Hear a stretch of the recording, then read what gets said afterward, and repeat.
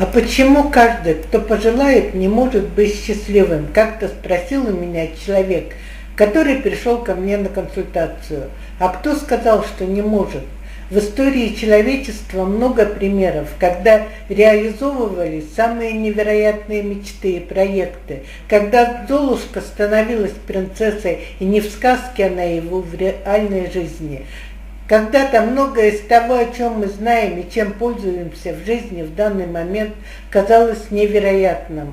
Считалось, что это от дьявола, за это сжигали на кострах, а доступным все это стало благодаря тому, что кто-то шел к своей цели, к своей мечте, несмотря ни на что, и не предал ее, не предал себя. Одним из самых главных препятствий на пути к исполнению наших желаний и к стремлению стать счастливыми является неверие в себя и свои силы.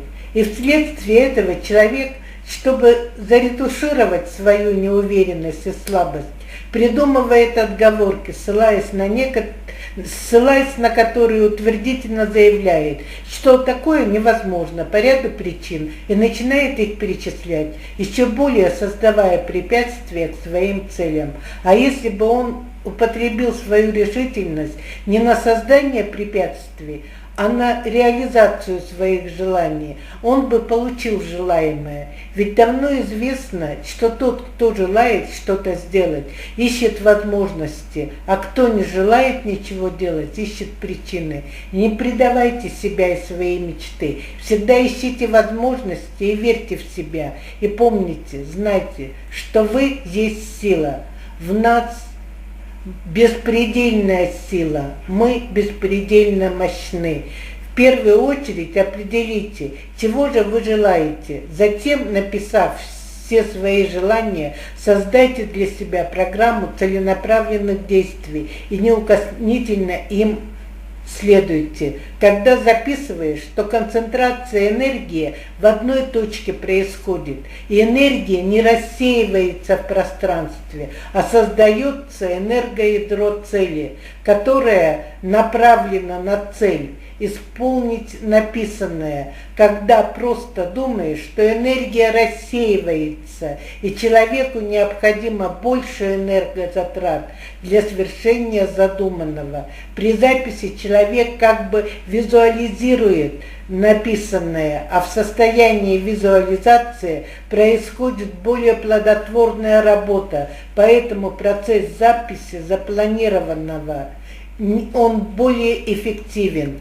Повторяйте словесные коды позитивной направленности. Работайте со своей программой ежедневно, представляя свершившимся в действительности то, что вам необходимо. Создайте себе новый образ преуспевающего и счастливого, уверенного в себе и своих силах человека. В вашей жизни станут происходить удивительные события, будут создаваться ситуации, необходимые для исполнения вами задуманного. Появятся люди, помогающие в исполнении ваших желаний, то есть программа, заложенная в подсознание, будет реализовываться в той последовательности, в которой вам выгодно. И вы сами почувствуете силу и неограниченные возможности подсознания.